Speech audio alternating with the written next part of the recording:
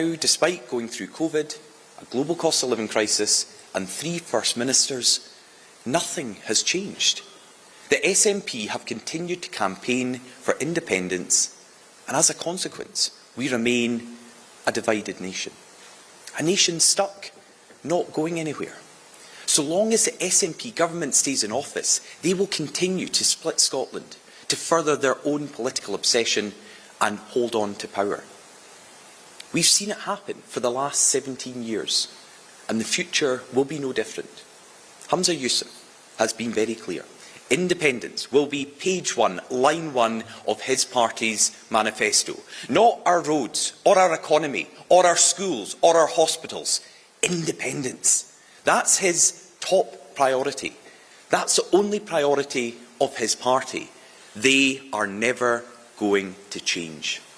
The only way that our nation gets its future back is for Scotland to rise up and be that united nation again, and that can only happen if we take Scotland forward. We can only do that if the SNP are removed from our politics, removed at all levels, in every election. We beat their candidates, we kick out their councillors, their MSPs, their MPs, and we reject their independence campaign every single time.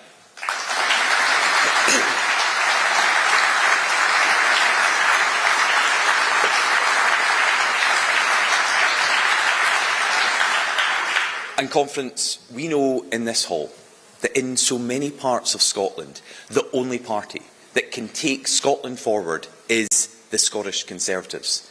And that work starts with this year's general election. Because we have a golden opportunity. An opportunity to deliver a fatal blow to the SNP government and to their independence cause. Like all of you, I've been knocking on doors in every part of Scotland for years. But I've noticed a change in the conversations that I've been having, and I know you have too.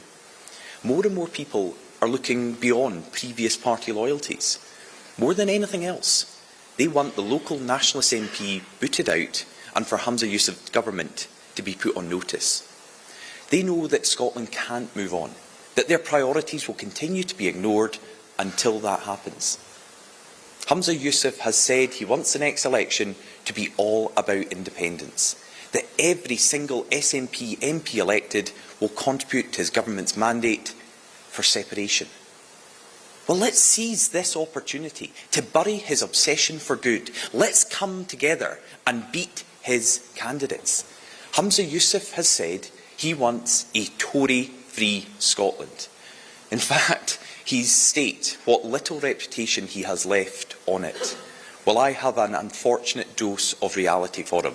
That ain't gonna happen.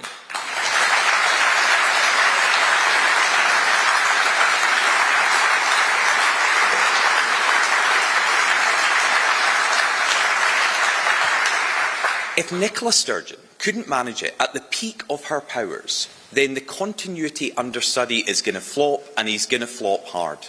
We saw her off, and we will see Humza Yousaf off too. In 2014, we campaigned as part of Better Together to beat the nationalists and keep our country united. We won, and let us never forget that. Let us never forget that when we come together, when the pro-UK majority unites, we can beat the SNP. 10 years ago, we showed that could happen. But then we made a mistake. We got complacent when the SNP were down, but not out. A decade on from that referendum, we must not make the same mistake again. Yes, the SNP look weak now, but they will pick themselves back up. If pro-UK voters want to kick the nationalists out, then they need to once again unite behind the Scottish Conservatives. Even the SNP say that in most seats across Scotland, they are contests between the nationalists and us.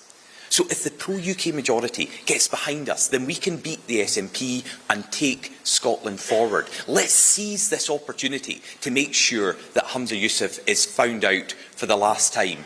Because, conference, the winging it First Minister is already on his last legs. His days in office are numbered. Doubts are growing.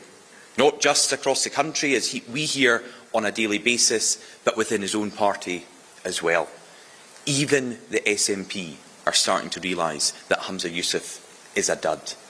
Now, we already got rid of Nicola Sturgeon. Let's use this general election to shove Humza Yousaf out of the door.